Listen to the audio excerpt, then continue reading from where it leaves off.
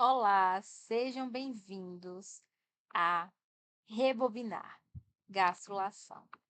Eu sou quem estará apresentando essa rebobinação de hoje, que basicamente é uma revisão sobre os assuntos de gastrulação. Eu sou da UFPB e essa é uma tutoria online. Então, o que é a gastrulação? É a etapa do desenvolvimento embrionário. Deixa eu pegar a caneta aqui. Após a segmentação. Ih, essa aqui é ruim, viu? É ruim demais. Queria uma caneta diferente. Após a segmentação e formação da blástula, onde irá originar os folhetos germinativos, ocorre em animais multicelulares. Isso é muito importante, pessoal. Em plantas a gente não vai ter isso. Não vai ter. Vai ser totalmente diferente que você vai ver em anatomia vegetal, com Rivete ou com Fernando. Primeiro de tudo, vocês precisam saber o que são os eumetazoários, que basicamente é um sub-reino dos metazoários que tem como característica o ectoderma, o endoderma e o mesoderma. No final da gastrulação, a gente tem esse plano do corpo adulto já que fica estabelecido. E nós temos também essa classificação de um tubo dentro de outro tubo que vai originar o celoma em si, que basicamente é uma camada de células mesodermais que forra esse tecido entre esses dois tubos, ok? Nós temos os pseudocelomados, os acelomados que não apresentam cavidades, e os celomados aqui que eu já estou grafando, né? Eu até encontrei um erro ortográfico aqui. Mas leva isso em mente, ok? E uma característica muito importante mesmo é que quando a gente for visualizar as imagens que tem aqui, você vai encontrar essa estrutura do celoma que vai ser envolvido pelo mesodermo, as células mesodermais, ok? Então, tenta considerar essa estrutura aí, essa bolinha dentro que eu fiz, eu apontei a seta errada, tenta considerar como se fosse celoma. Blastóporo forma o quê? Caso o blastóporo desenvolva a boca, o animal é protostoma. Ele apresenta uma clivagem em espiral e desenvolvimento em mosaico. Caso o blastóporo desenvolva o ânus, o animal é deuterostomo. A maioria dos deuterostomos apresenta uma clivagem radial e um desenvolvimento regulativo. Grave bem isso que eu vou falar agora. Esse desenvolvimento regulativo, ele é diferente um pouquinho em mosaico. Porque não tem quando a gente vê o mosaico da célula, é mais ou menos isso, sabe? É em relação à morfologia em si. Mas tenta lembrar só dessas partes. E quando você estiver nos seus estudos, lendo e relendo, isso aí vai ser bem mais diferenciado. Agora vamos explicar sobre como ocorre a gastrulação. Então, a gente tem aqui a blastocele, a blástula, o polo animal em cima e o polo vegetal embaixo, que não tem nada a ver com o a gente vê de vegetais e de animais, aqui em relação à morfologia em si. Nós temos aqui um processo de invaginação da blastoderme, como vocês podem ver, que vai ser um movimento que a gente vai observar, que vai originar o blastóporo. E aqui nós temos a fase de gástrula, que a gente tem o arquêntero, a blastocele, o ectoderme e a endoderme aqui.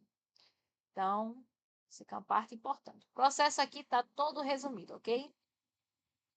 E o importante vocês lembrarem que tem muitos detalhes aqui, muitos detalhes. Então, quando a gente for observar essas questões com mais aprofundamento, quais são os movimentos, vocês vão ter que se lembrar, estudar, ler e reler os livros para poder vocês detalharem na hora da prova. Aqui é só um básico, só uma revisão para a gente ter essas questões e considerações.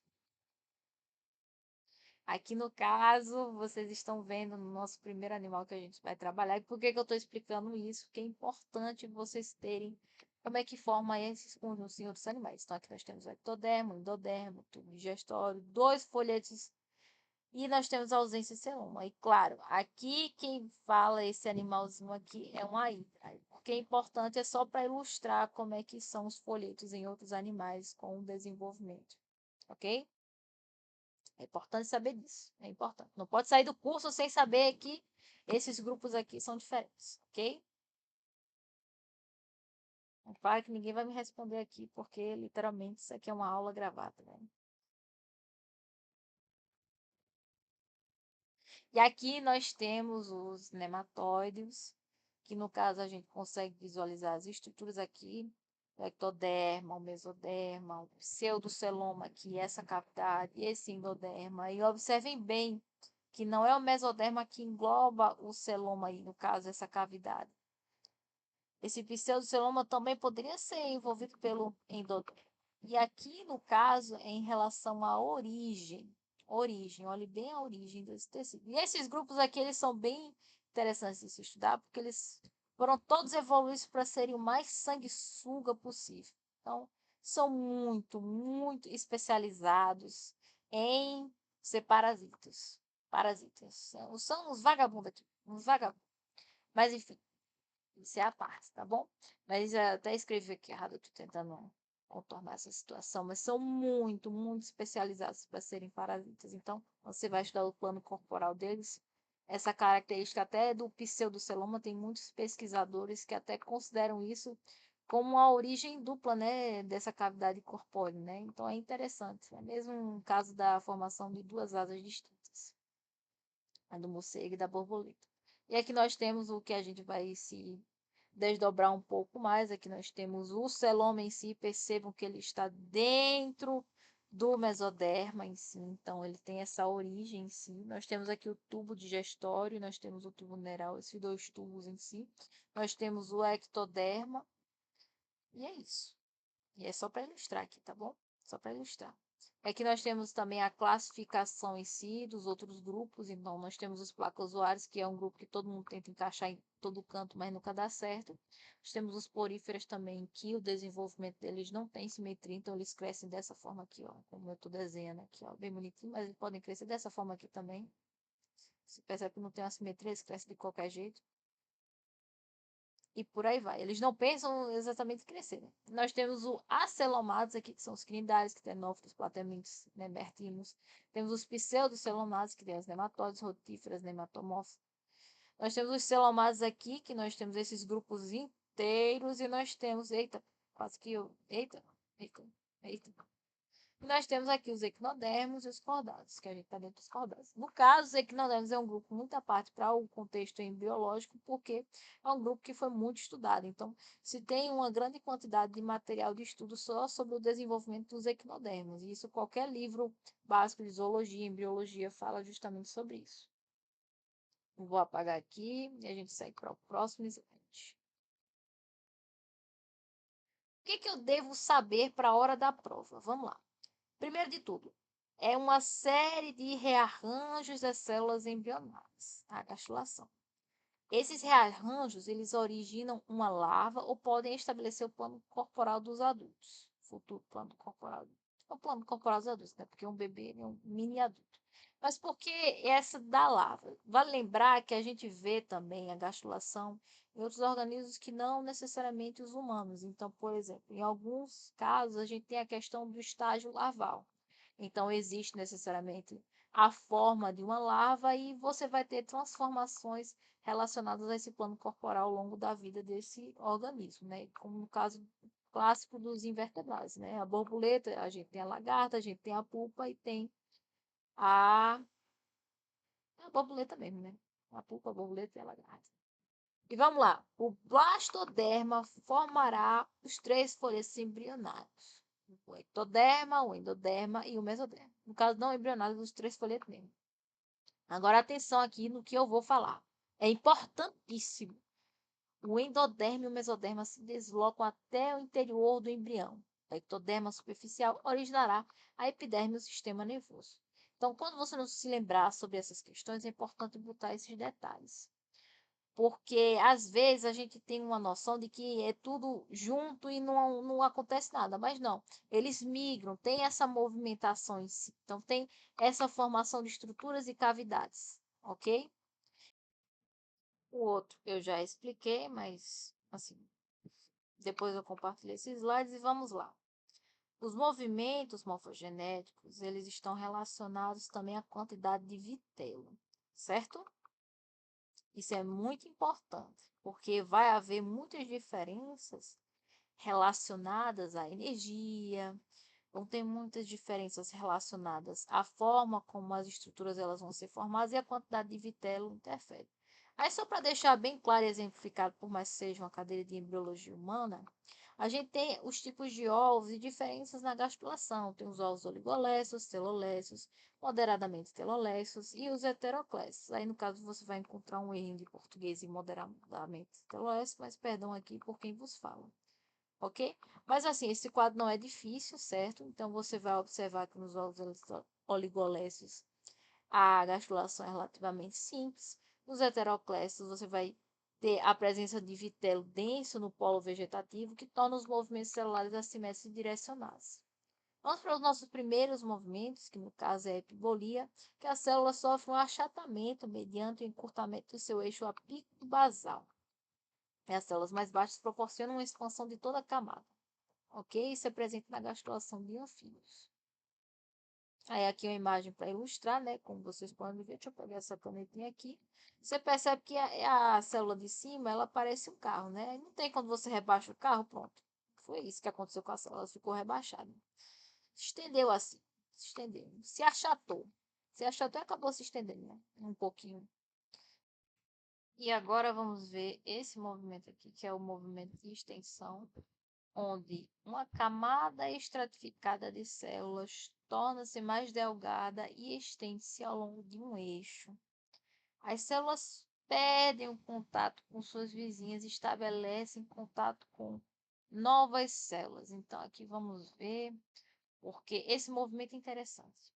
E aqui a gente pode ver, ó, essa movimentação aqui, a camada estratificada que estava em cima, não está mais embaixo e acaba se tornando uma camada mais delgada, como vocês conseguem observar, né? Uma célula deixa de ser a célula vizinha.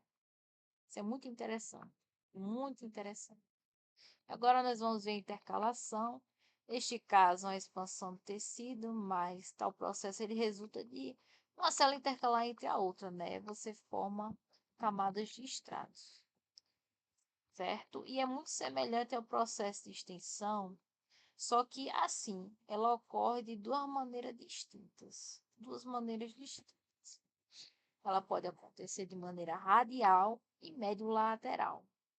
Aí, como assim, Márcia? Como assim? Então, você imagina aqui a célula. Tenta imaginar a célula.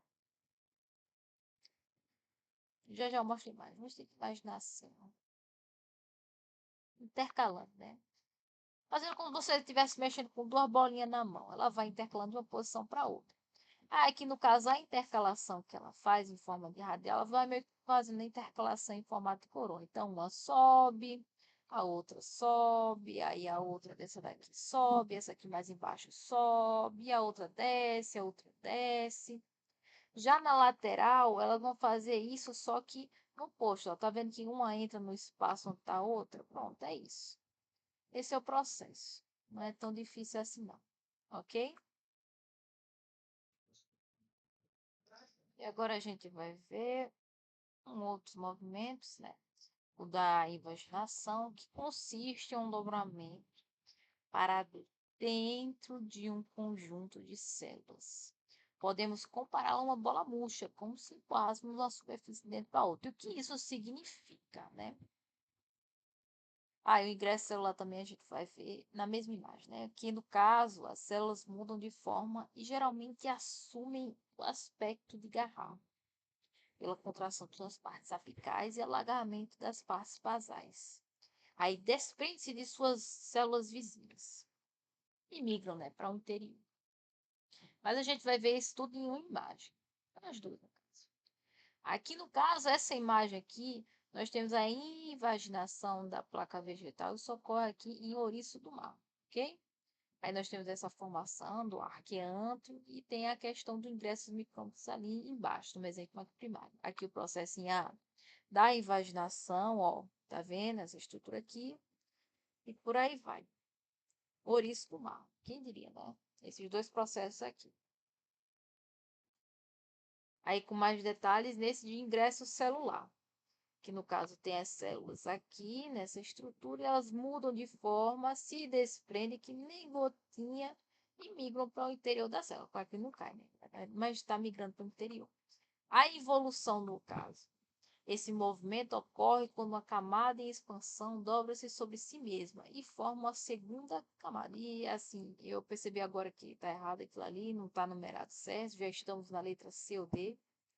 Então, perdão a minha desatenção, né? Mas vamos lá para esse movimento de evolução. O que que acontece? Aqui a gente tem um extrato de duas fileirinhas de células, né?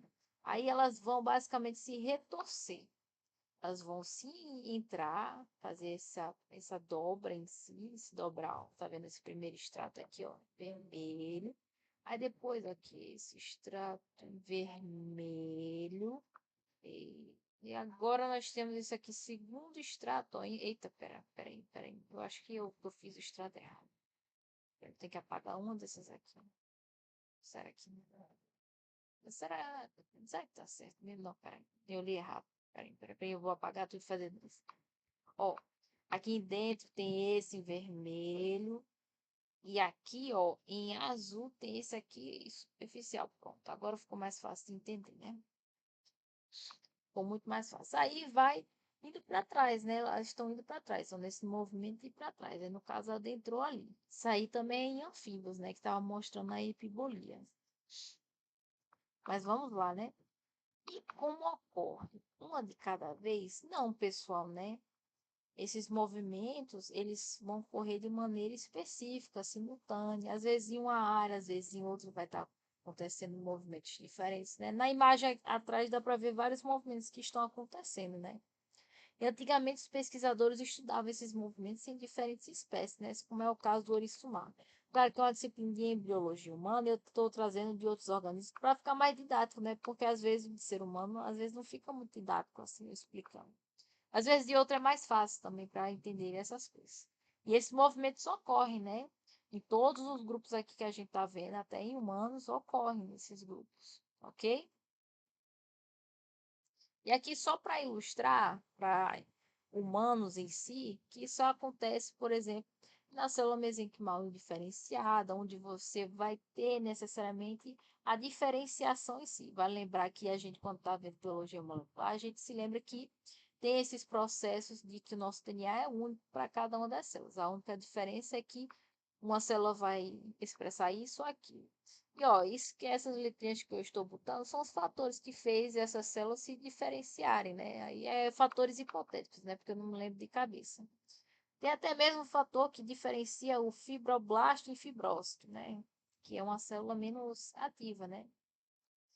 Só um exemplo aqui, né? Que vão mudar a sua morfologia, o seu citoesqueleto. Então, quando a gente para estudar o citoesqueleto, por exemplo, um osteoblasto e de um condroblasto, é totalmente diferente. Totalmente diferente, né?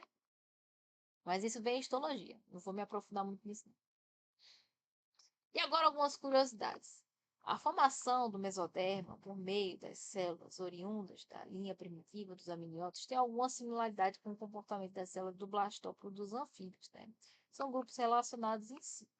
Essas celeridades, elas basicamente estão dentro da filogenia, né? E a outra é a força primária para a ocorrência da gastrulação, é fornecida pela mobilidade celular. Em alguns embriões, toda essa remodelagem ocorre com pouco ou nenhum aumento no número de células. E agora vamos para a redação, né? Que você aí que perdeu essa parte aqui, aí, claro, só lembrando aqui, ó, uma coisa importante que eu esqueci de deixar. Ó, a força primária para a ocorrência da gastrulação. Não é que em todos vai ser a mesma coisa, sabe? Alguns vão ser diferentes, vai depender da quantidade de vitelo, vai depender da célula específica, das estruturas que vão ser formadas, aumenta o número de células, né? Isso é importante, também vai estar relacionado com o esqueleto da célula. Mas vamos agora para a redação, né? Pessoal, não usar necessariamente a estrutura de tópicos é algo ruim. Claro que você pode fazer. Aí eu peguei aqui um exemplo, não é para você fazer igual a mim, não, tá bom? Você pode fazer introdução, 5, 6 parágrafos, movimentos, 6. Você pode fazer de maneira diferente, né? Falando sobre o processo de gastrulação e tal, mas eu prefiro que vocês não utilizem de maneira de tópicos, né? Só usem a instância. assim, de último escalão, sabe? Faça um texto corrido mesmo, escrevendo. Faça um texto bonitinho, bonitinho, bonito. Conclusão, caso for escrever, a estrutura de tópicos. E claro, datem as páginas. É importante vocês enumerarem, ok? Outra informação também, foi perguntado durante a reunião, né? Se o foco era a embriologia humana ou a embriologia dos animais em si. Mas, assim, a disciplina é só embriologia, né? No caso, na interpretação do texto, você pode se apropriar de falar sobre a gastrulação em outros organismos. É importante que vocês saibam também, até porque vocês vão dar aula sobre isso e a gente não foca só em humanos, né? Então, a interpretação faz parte da prova. Use todo o tempo da prova. Claro que falar sobre os humanos é mais fácil, relativamente fácil para a gente. Mas use todo o tempo da prova, né? Faça um rascunho antes, um esqueleto antes. É importante, né, a gente estruturar esses tópicos, né? Não joguem só o texto e digam, ah, tá bom, ele que se vire. Não, não é assim não. Não é assim não. Tem que fazer um texto bonitinho, organizado. Não aponte que faltam estudos, essas coisas genéricas, né? Que aí todo mundo fala. O grupo, às vezes o grupo é bem estudado, né? Às vezes o grupo é bem estudado. Você pode usar referências aqui. Eu trago um exemplo, né? Como Márcia 2025 fez nesses slides. Eu me citei, né? E aqui tem um errinho ortográfico, né? Vocês desconsideram, tá bom? E aí, é mais isso, né? Não esqueça de citar referências, trazer esses materiais, caso queiram, né? E por aí vai. E por fim, não façam um resumo sobre a gastrulação. Se apropriem do tema, leiam. É importante. E aí vocês não vão ficar com a oficina que eu planejei, né? Infelizmente não tem oficina para vocês. Não tem oficina. Já vocês não vão ficar nem com o livro aqui que eu trouxe, que é novidade. Não é nenhum dos livros que eu tinha referenciado, que eu usei também para fazer esses slides aqui. Ele tem uma linguagem muito simples. E são as 5 páginas também, dá para ler. Vocês não vão ficar, não vão ficar com nada. Só vão ficar com esse vídeo aqui. Pois é, tchau, tchau. Vocês não vieram porque não quiseram, né? Fazer o quê? Tô brincando, pessoal. Tô brincando, tô brincando, tô brincando, pessoal. Tô brincando. Vocês vão ficar com os slides. Vocês vão ficar com os slides. Vão ficar também com a referência desse livro. Nem se preocupe, né? Agradeço muito a UFPB pela bolsa de monitoria, pelo professor Hugo, pela Suênia também, pelo pessoal do laboratório de histopatologia. E é isso. Vamos que vamos, estudar embriologia, coisa boa. Cada biólogo que estudar embriologia, a gente sabe mais. Tchau, tchau.